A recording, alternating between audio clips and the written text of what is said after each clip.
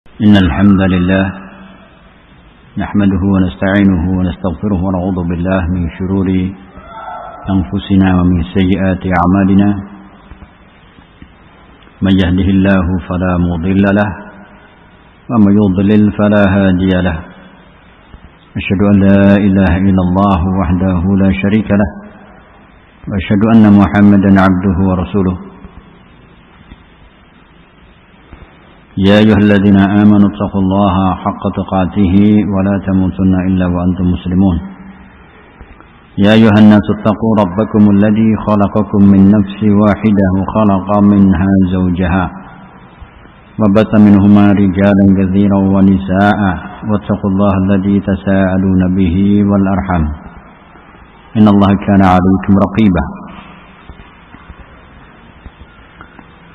يا أيها الذين آمنوا اتقوا الله وقولوا قولا سديدا يصلح لكم أعمالكم ويغفر لكم ذنوبكم ومن يطع الله ورسوله فقد فاز فوزا عظيما أما بعد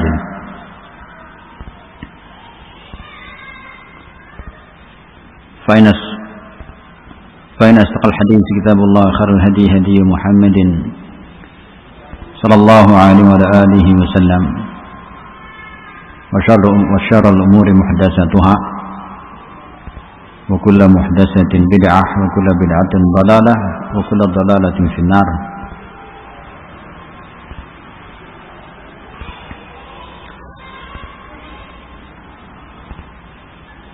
أخواتي في الله رحمني ورحمكم الله. الحمد لله بنعمة wa bi'aunillah.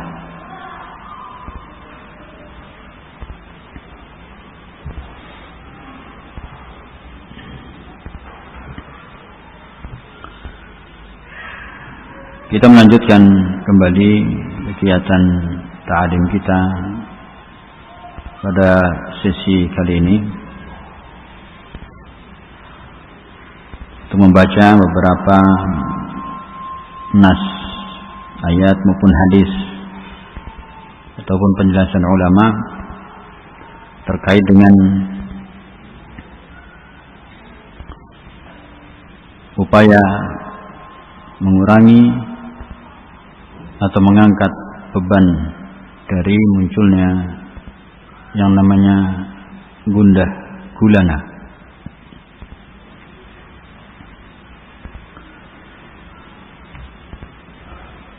Gundah gulana adalah suatu keadaan yang dialami oleh seorang, di mana ketika muncul akan mempengaruhi kondisi seorang tersebut, bisa jadi mempengaruhi untuk kemudian berdampak buruk. Oleh karena itu diantara yang diajarkan oleh Nabi kita Muhammad sallallahu alaihi wa alihi wasallam di dalam salah satu doa yang beliau juga membaca atau memanjatkan doa tersebut, syariat dari Allah Subhanahu wa taala yang beliau sendiri mengamalkannya, dan demikian pula sebagai amalan yang disyariatkan untuk umat beliau sallallahu alaihi wasallam.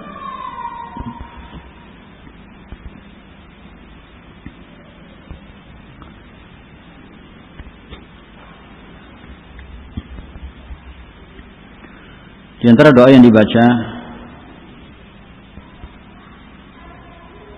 yaitu hadis dari Anas radhiyallahu taala anhu, sami'tu an-nabiy sallallahu alaihi wasallam yaqul Allahumma inni a'udzu bika minal hammi wal hazani wal ajzi wal kasali wal jubni wal bukhli wa dhala'id daini wa ghalabatir rijal.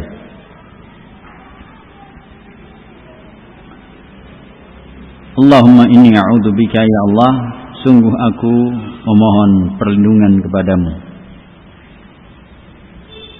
minal hammi wal hazan, dari al-ham wal hazan. Dua perkara ini digandengkan secara beriringan, di mana keduanya sama-sama bentuknya adalah berupa kesedihan. Hanya saja berbeda, disebutkan keterangannya oleh ulama. Al-ham itu kesedihan yang disebabkan oleh sesuatu yang sudah terjadi. Ada sesuatu yang sudah lewat, sudah terjadi, yang tidak sesuai dengan harapan, lalu menimbulkan adanya beban dalam diri, kegelisahan atau kecemasan atau kesedihan, itu disebut dengan al-ham. Sedangkan al-hazan itu kesedihan yang muncul disebabkan sesuatu yang belum terjadi. Sesuatunya belum terjadi namun membebani pikiran, memberatkan perasaan, sehingga menimbulkan rasa kesedihan yang mendalam. Nah, dua ini disebut sebagai penyakit. Ketika menimpa seorang, maka hendaknya berusaha untuk menghilangkan penyakit tersebut. Digandengkan rangkaian dari permintaan Rasulullah SAW untuk mendapatkan perlindungan kepada Allah. Di samping al-hammi wal hazan, itu adalah wal ajzi wal kasal. Al-ajz itu ketidakberdayaan, tarku al-amal, meninggalkan atau tidak melakukan amalan, ma'adamil qudrah, karena tidak mampu, lemah. Sedangkan kasal itu sama meninggalkan, tidak melakukan satu perbuatan, tapi faktornya bukan karena tidak mampu, tapi secara kemampuan dia mampu. Tarkul amal ma'al qudrah. Jadi dikatakan orang malas ketika sebetulnya dia bisa, dia mampu, tapi dia tidak melakukannya, tidak mengerjakannya. Itu juga dua perkara yang mirip. Sama-sama seorang terluput dari mengamalkan sesuatu yang bermanfaat. Hanya saja latar belakangnya berbeda.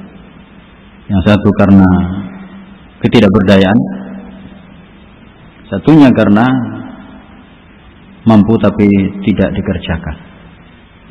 Ini juga penyakit. Siapa yang tertimpa penyakit ini hendaknya berusaha untuk sembuh, karena dua-duanya menghalangi orang untuk beramal. Wal jubni wal bukhli. Kemudian al jubni wal bukhli. Al jubun itu seseorang tidak punya keberanian untuk menanggung sebuah risiko dari upayanya untuk mempertahankan hak atau mengambil hak miliknya. Misalkan dia memiliki harta, diambil, dirampas oleh orang lain, lalu dia tidak mampu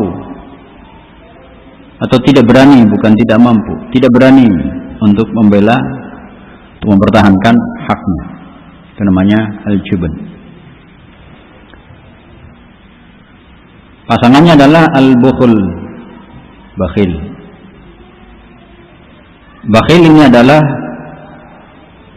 keadaan seorang terhalangi, tidak punya keberanian untuk mengeluarkan pengorbanan dalam bentuk harta pada pos-pos yang di situ dia terkena kewajiban. Itu disebut dengan orang bakhil. Ketika punya harta, dari harta itu ada yang harus dia alokasikan, yang hukumnya itu wajib, misalkan zakat dengan segala jenisnya. Kemudian dia tidak mau mengorbankan, tidak berani untuk berkorban dengan sebagian harta yang dimiliki untuk menunaikan kewajiban tersebut berupa zakat. Atau seorang menjadi pemimpin kepala rumah tangga, di mana di antara kewajibannya adalah menafkahi, memberikan kecukupan untuk anggota keluarganya. Karena orang ketika punya kemampuan secara harta, membiarkan anggota keluarga atau orang-orang yang di bawah tanggungannya kemudian dalam kondisi kekurangan atau kelaparan atau tidak tercukupi sandang pangan atau tempat tinggal padahal mampu, dia termasuk orang yang bakhil. Kewajiban yang menjadi tanggung jawabnya tidak ditunaikan.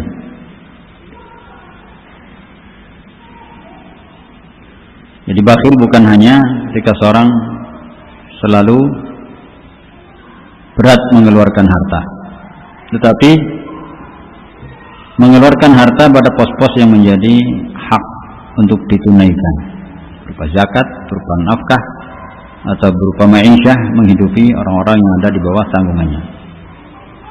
Seperti ini diancam, kafa bil mar'i isman an yudayyi'a man yaqut. Cukup orang itu dikatakan berdosa ketika dia menelantarkan orang yang harusnya dicukupi secara hajat hidup. Itu bakhil. Ya. Jubun, jaban dengan bukhil, bakhil itu juga sama-sama menghalangi orang untuk berkorban. Bedanya berkorban secara fisik, berkorban secara harta. Kemudian diantara rangkaian doa ini adalah untuk la'iddaini wa ghalabatir rijal, berlindung kepada Allah dari sola'iddain, terlilit hutang. Minta kepada Allah supaya tidak sampai terlilit hutang. Nah, orang ketika terlilit hutang, disebut oleh para ulama, banyak dampaknya.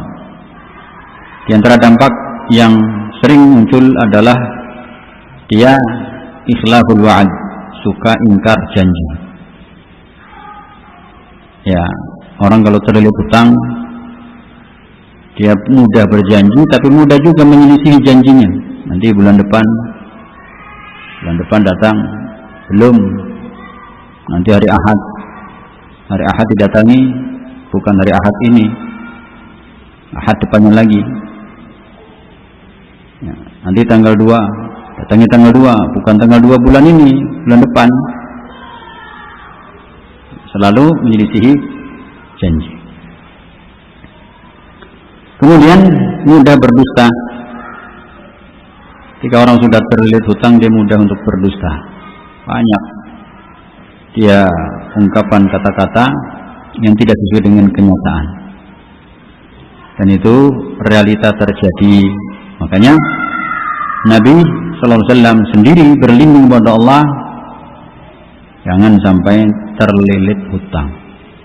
Termasuk di antara perkara yang beliau minta perlindungan khusus kepada Allah, yaitu tula'id dain wa ghalabatir rijal, yaitu dalam tekanan orang lain, hidup di bawah tekanan orang, hidup berada dalam kungkungan orang, tidak memiliki kebebasan untuk mengambil keputusan atau melangkah atau mengambil kebijakan. Ini juga perkara yang menghalangi seorang untuk kemudian bisa berbuat banyak dalam perkara-perkara kebaikan. Nah, ini diantara rangkaian salah satu yang kita diajarkan ya oleh junjungan kita Rasulullah Muhammad SAW untuk menjadikan doa ini bacaan Dan doa itu ada dua, ada namanya doa mutlak, ada namanya doa muqayyad. Doa mutlak, doa yang bisa dibaca kapan saja, di mana saja, ya, tidak terikat dengan waktu ataupun terikat dengan tempat. Ya, bacaannya di mana saja selama bukan di tempat-tempat yang tidak layak untuk dibacakan padanya doa, seperti di tempat-tempat yang kotor, di tempat buang air. Nah, tapi di luar di tempat-tempat yang dilarang boleh dibaca. Ini diantara yang termasuk doa mutlak. Sedangkan doa muqayyad itu doa yang terikat oleh waktu. Jadi doanya dibaca ketika waktu tertentu. Misalkan doa ketika turun hujan, itu dibaca ketika turun hujan saja. Ya. Atau doa yang terkait dengan tempat, doa masuk masjid, jadi bacanya ketika dia masuk masjid. Ini doa mutlak, dan faedah dari doa ini adalah untuk melindungi diri supaya tidak tertimpa dengan gundah gulana.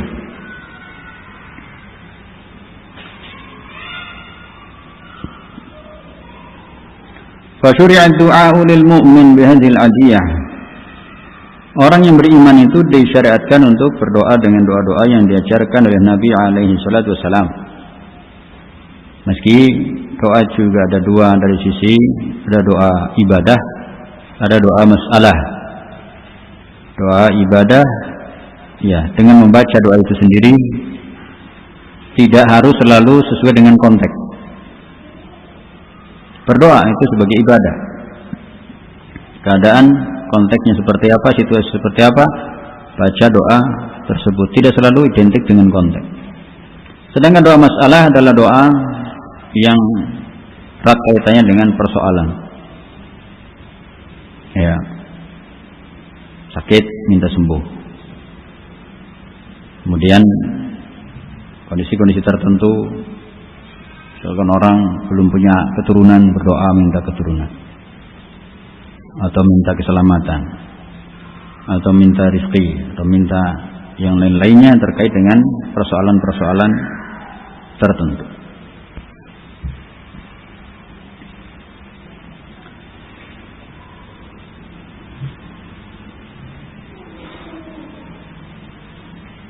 Liyaqiyahu Allah tabaraka wa ta'ala, agar kemudian Allah subhanahu wa ta'ala memberikan penjagaan hadil amrad al-khatirah, supaya tidak tertimpa oleh penyakit-penyakit yang membahayakan tersebut. Yaitu dimulai yang pertama adalah al-hammi wal hazan, gundah gulana. Jadi jika seorang tertimpa atau mengalami perasaan gundah gulana, maka segera, ya, memanjatkan doa supaya segera diangkat kegundah gulanaannya tersebut.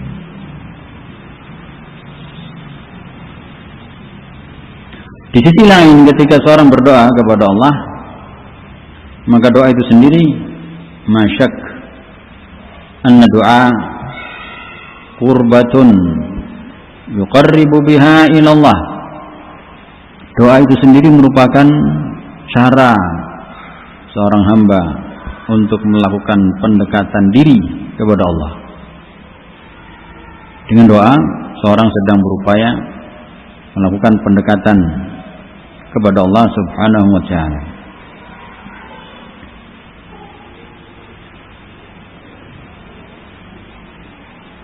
Ketika seorang berupaya mendekatkan diri kepada Allah, maka upaya pendekatan diri kepada Allah itu sudah menjadi sebuah ibadah. Maka yang dikatakan doa wal ibadah, doa itu adalah ibadah.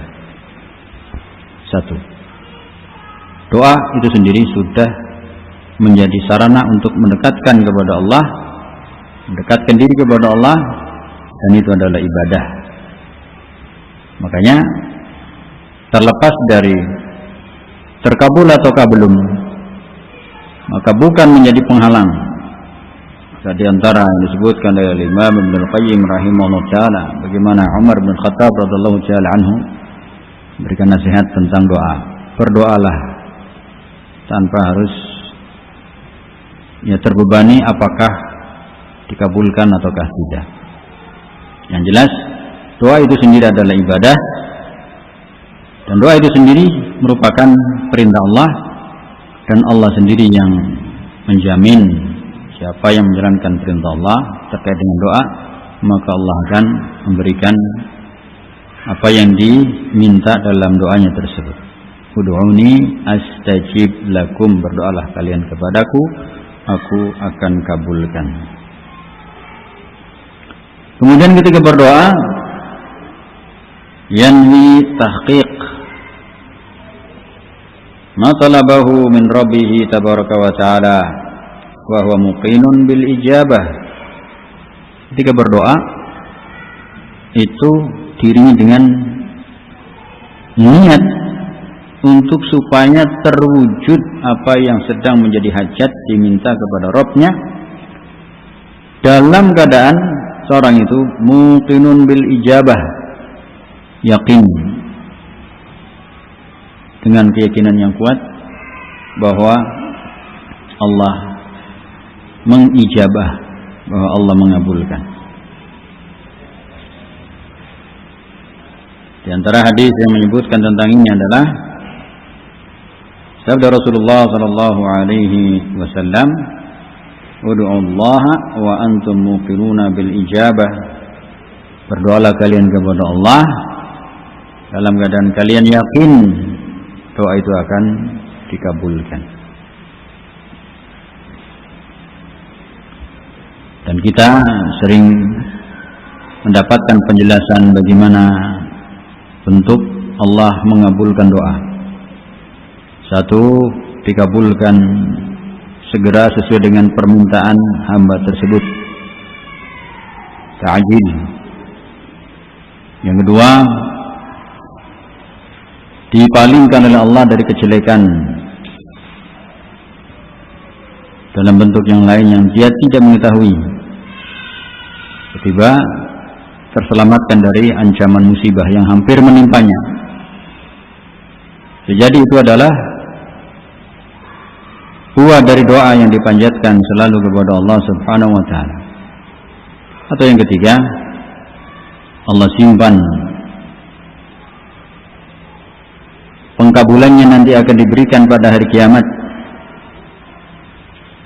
di satu waktu yang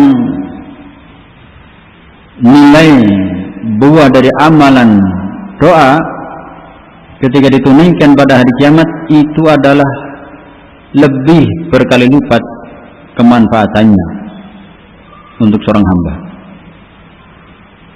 Karena di hari kiamat, di negeri akhirat, tidak lagi bisa untuk berusaha mengurangi kejelekan atau menambah kebaikan.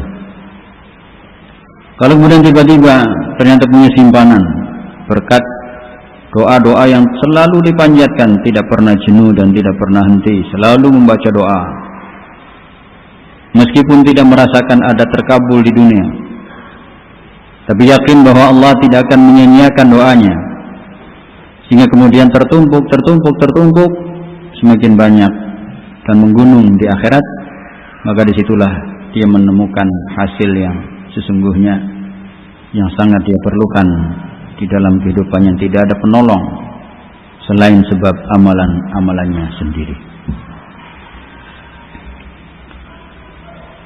Ma'asyiral ikhwah wal akhwat rahimani wa rahimakumullah.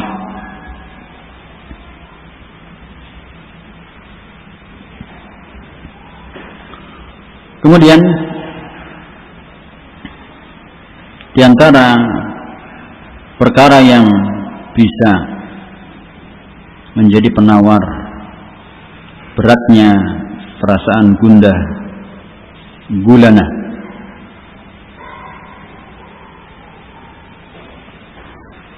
yaitu kita selalu berupaya untuk menggali bagaimana perjalanan hidup para salafus saleh terdahulu.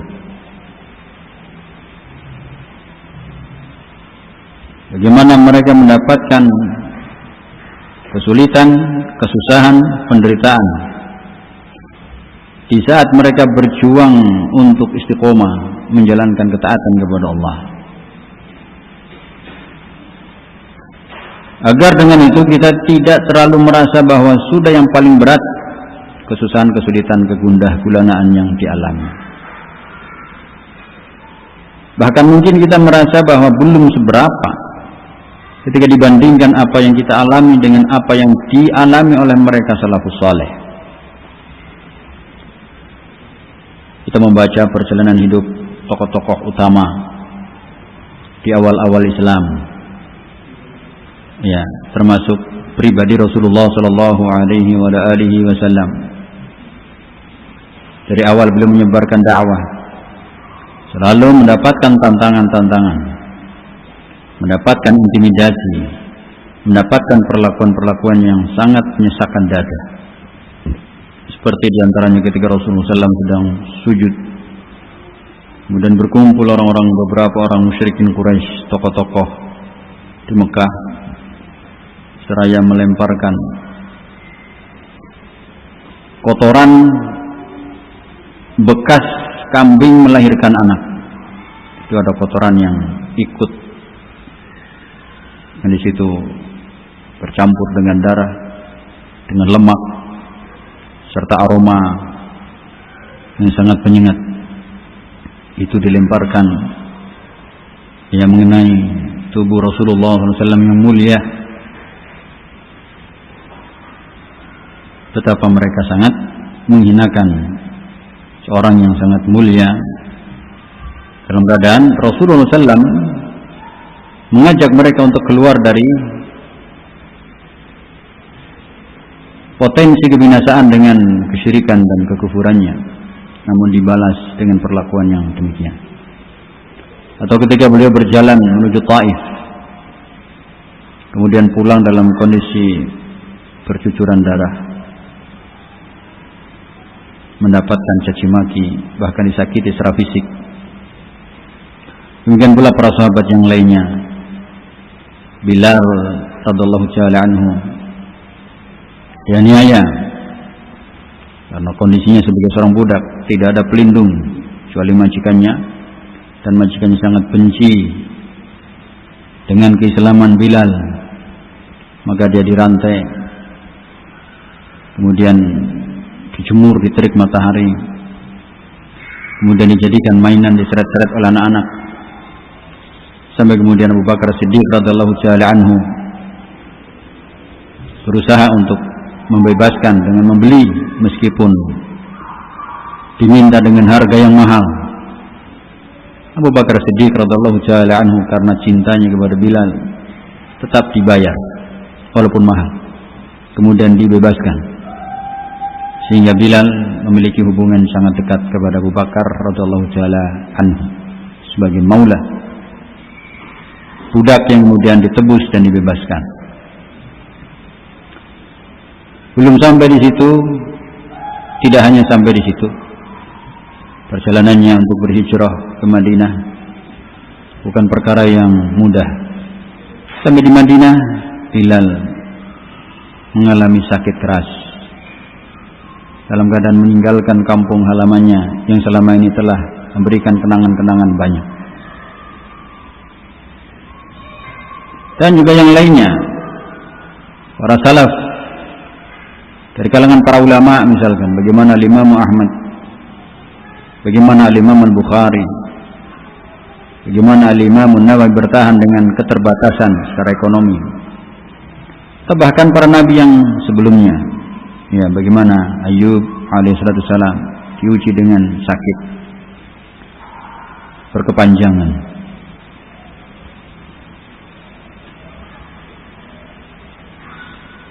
Makanya ketika ditanya Rasulullah SAW terkait dengan siapa manusia yang paling berat ketika mendapatkan ujian. Kata Nabi alaihi salatu wasalam, al-anbiya, mereka adalah para nabi. Sumal amsal fal amsal, kemudian orang yang semisal dan semisal berikutnya. Artinya seorang semakin berusaha untuk mendekati apa yang ditempuh oleh mereka para nabi dalam upaya berada di atas ajaran agama yang hak, maka seiring itu pula mendapatkan ujian dan cobaan. Maka tentunya akan mendatangkan beban-beban dalam diri, terkhusus bagi para kaum wanita di masa-masa sekarang, di akhir zaman, di mana yang terjadi di tengah masyarakat, mereka menampakkan aktivitas yang seakan-akan bebas, lepas, tidak terikat dengan syariat. Sementara kaum wanita yang dikenalkan oleh Allah dengan hidayah harus menjalankan apa yang menjadi tuntunan syariat sesuai dengan sunnah, cara berpakaian, cara bergaul. Padahal dalam aktivitas keseharian di rumah sudah penuh dengan seabrek tugas-tugas yang itu juga membuat penat. Ini seringkali dalam kondisi fase tertentu muncul puncak dari kepenatan, seakan-akan ingin melepaskan semua ikatan yang membuat sulit. Pernah ada orang datang, seorang suami, menyampaikan tentang kondisi keluarganya dengan sekian banyak ujian dan cobaan, sampai merasa, kok seperti ini? Apa kita sampai di sini saja mengikuti dakwah seperti ini?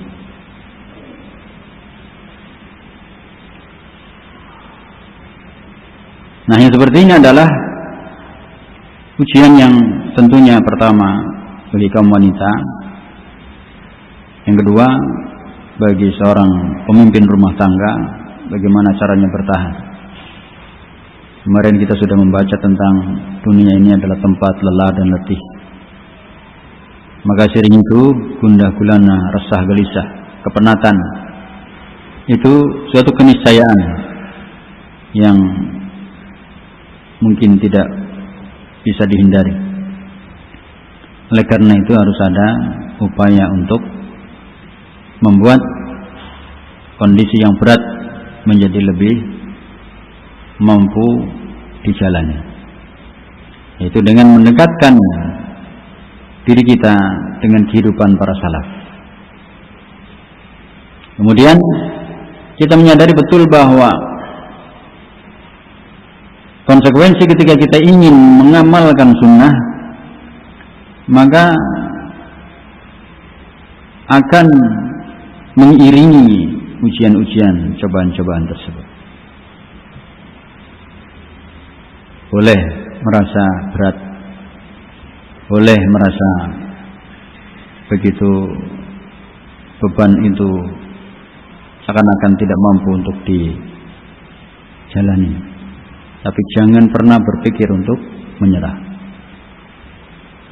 Satu di antara yang kita sering baca hadis Rasulullah SAW tentang orang yang mampu untuk merasakan manisnya iman, yaitu ayyakraha ayyauda fil kufri ba'da id anqadahu Allah minhu kama yakrahu ayyuqdafa finnar. Dia tidak ingin kembali kepada keadaan kekufuran ketika sebelumnya pernah mengalami fase hidup dalam kekufuran, atau fase keburukan dalam dunia yang bergelimang dengan keburukan. ketika sudah menyadari telah diselamatkan oleh Allah Subhanahu wa taala darinya. Dulu tidak paham sunnah, dulu tidak paham bagaimana ibadah yang benar, dulu tidak paham bagaimana berpakaian yang syar'i, dulu tidak paham bagaimana membawa diri bagi seorang wanita.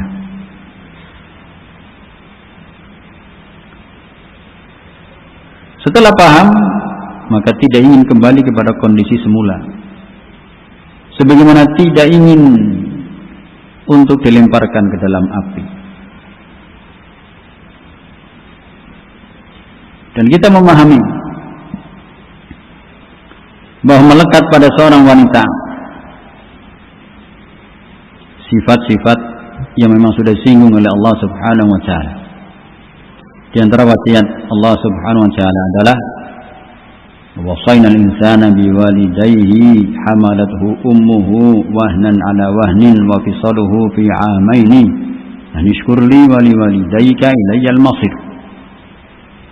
Kami wasiatkan kepada manusia untuk berbuat baik kepada kedua orang tuanya, khusus ibunya. Ini singgung secara khusus seorang ibu, seorang wanita. Apa yang menjadikan dia diberikan porsi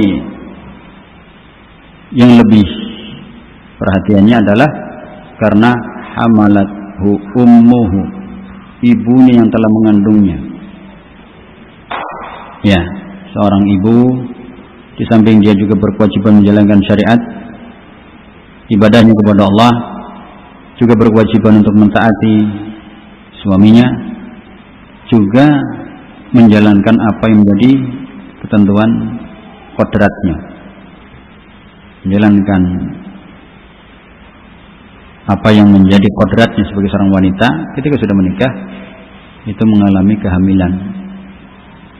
Wahnan ala wahnin, kepayahan di atas kesulitan, keletihan. Selama 9 bulan menggendong seorang anak dengan bobot semakin bertambah 2 kilo, 3 kilo. Yang kalau seandainya seorang laki-laki yang kuat pun dia disuruh untuk membawa ke sana kemari beban 3 kilo selama 9 bulan. Itu tentu kan kewalahan.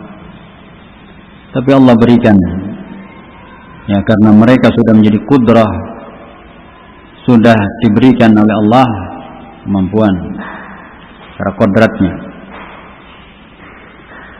Kemudian melahirkan, lebih payah lagi, berdarah-darah.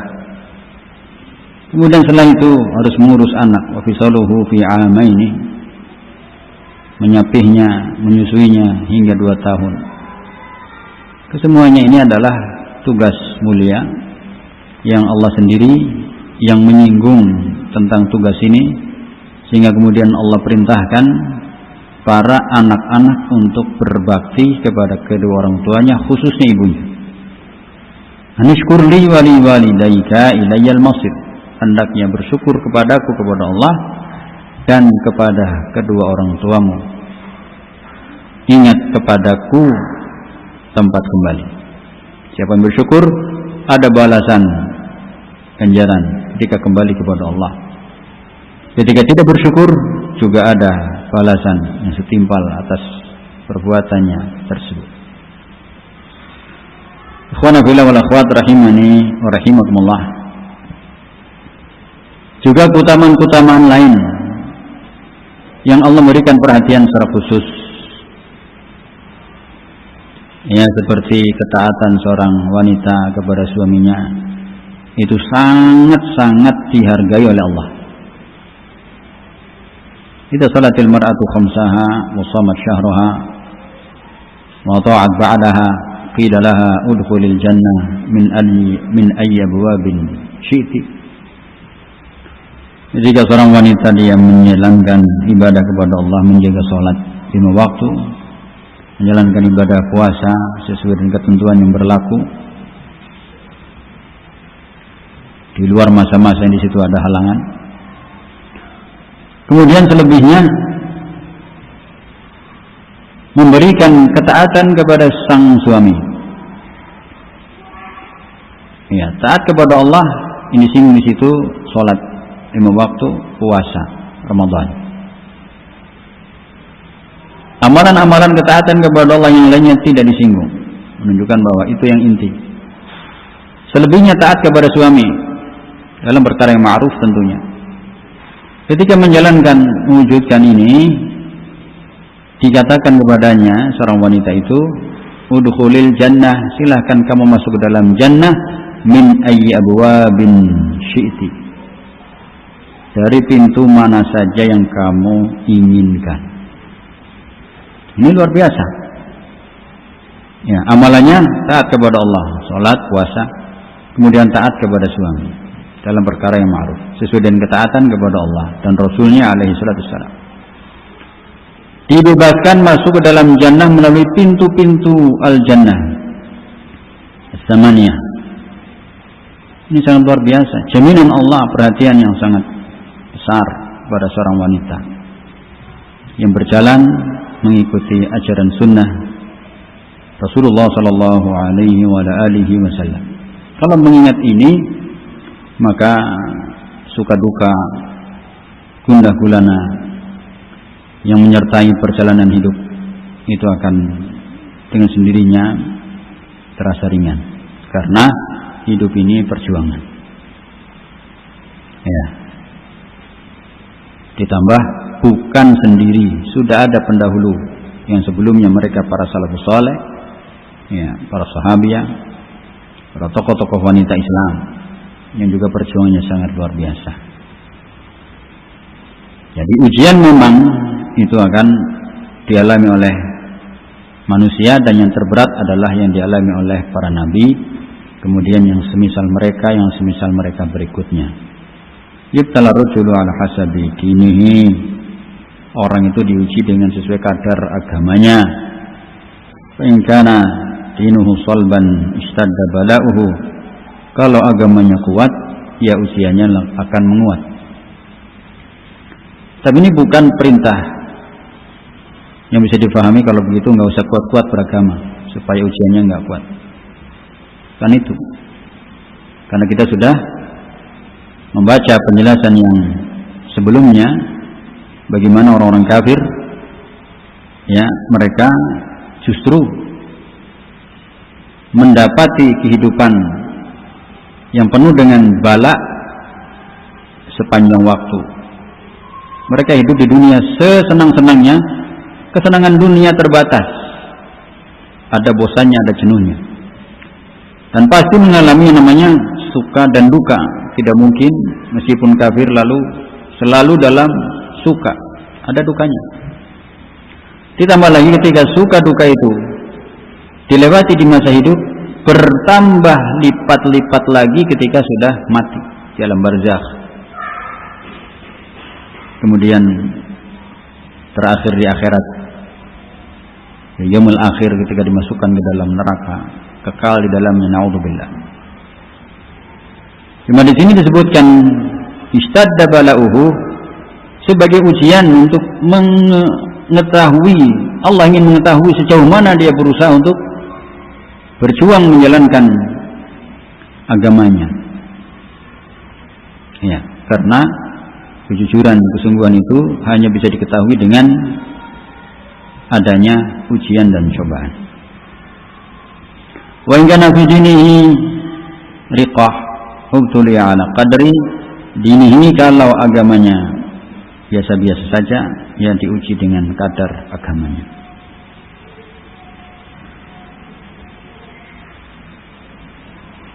Faman yabrahul bala'u bil 'abdi hatta yatrukahu yamshi 'alal ardi wa ma'alaihi khati'ah. Kemudian keutamaan orang yang tabah menjalani ujian-ujian Allah, yang terus-menerus akan datang ujian-ujian itu, lalu kemudian tabah menjalaninya, maka ujian yang dihadapi, yang dijalani itu akan terus terjadi sampai kemudian dia berjalan di muka bumi dalam keadaan tidak memiliki dosa. Jadi di antara hikmah ketika diberikan ujian oleh Allah Subhanahu wa taala, maka di situ sebagai pembersih dari dosa-dosa. Dari sini juga kita mengetahui di antara sebab orang tertimpa gundah gulana, tertimpa malapetaka, itu juga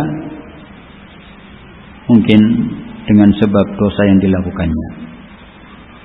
Dosa yang membuat dirinya kemudian tidak merasakan lapangan, selalu sempit. Ada saja musibah-musibah. Ya. Di samping itu akan membersihkan dosa, itu sebagai teguran supaya kemudian introspeksi diri, apa kesalahan-kesalahan yang sudah dilakukan.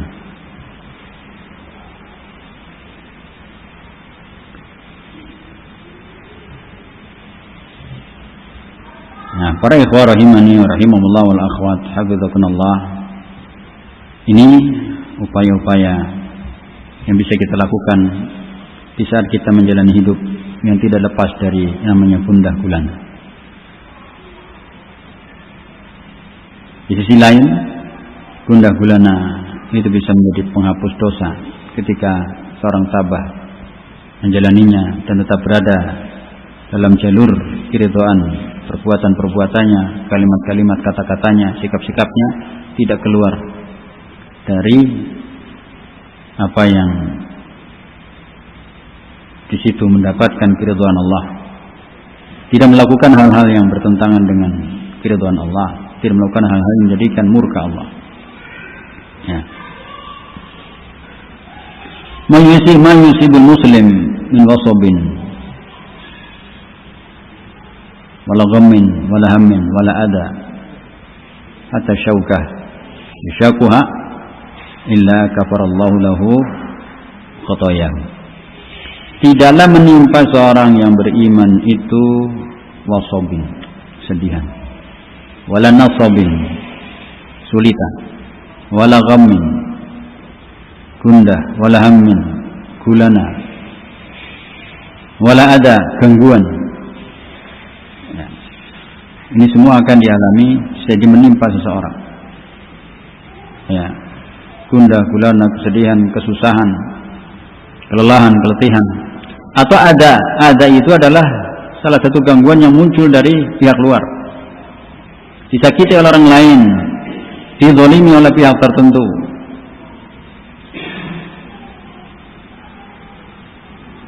Mengalami hal-hal demikian, hatta syaukah, sampai pun ketika ada duri yang mengenai, melukai dirinya, duri yang kecil.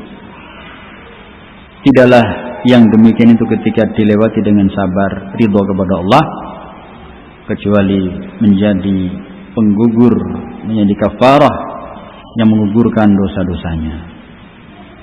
Kalau ingat seperti ini, ya kita akan mudah untuk ridha terhadap apa yang ditakdirkan oleh Allah menimpa kita, karena di balik itu semua ada harapan yang dijanjikan oleh Allah Subhanahu wa taala bagi orang-orang yang memiliki iman.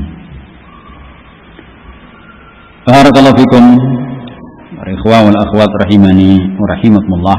Barangkali ini yang kita baca pada pertemuan sore hari ini semoga memberi manfaat dan sedikit menjadi renungan untuk kita, sehingga kita akan semakin tabah, semakin tegar, dan tidak mudah terpuruk ketika mengalami berbagai macam kesulitan, kesedihan, gundah gulana. Kita harus bertahan karena perjuangan ini sudah didahului oleh orang-orang mulia, orang-orang besar.